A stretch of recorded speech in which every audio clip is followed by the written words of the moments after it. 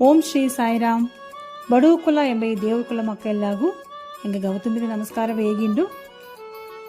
ಇಂದಿನ ಜನ ನಂಗೆ ಪೊರೆಂಪತಿ ನೋಡುವೋ ಮನುಷ್ಯನ ಹುಟ್ಟಿದ ಒಬ್ಬೊಬ್ಬಗೂ பொறுமை அப்புறம் முக்கியமாட்டும் நடந்த பொறுமை எப்பமா ಈ ಒಲಗ ವಾಂಡನಾಂದೇಗಿ ನಂಗೆ ದೊಡ್ಡವಕ್ಕೆ ಹೇಗಿದ್ದಾರೆ.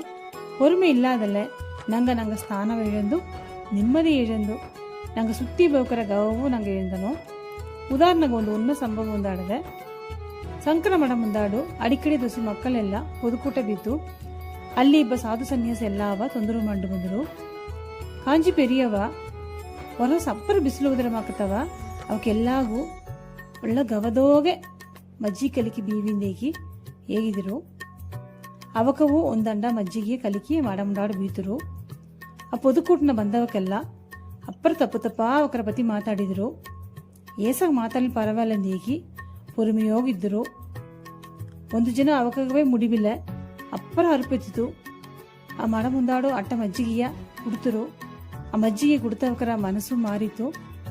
ಅತಮಾಕೆ ನಂಗೆ ಮುಂದಾಡು ಕೋಪ ಬಪ್ಪ ನಂಗೆ ದಾರ ಏನ ಸೈಲ್ ಮಾಡಲೆಯು ಮಾತಾಡ್ಲೆಯು ನಂಗೆ பொறுமையோಗಿಬ್ಬೋ. ನಂಗೆ ಅವಕಾಗಾಯಿ ದೇವ್ರ ಸಾರ ವೇಂಡುವೋ. ಒಳ್ಳಗ ಓರಿಡಿವಿ ಓಸನೆ ಮಾಡಿವಿ ಎಲ್ಲವೇ ಒಳ್ಳಿತಾ ನೋಡಿವಿ. ಸಾಯಿರಾಮ್.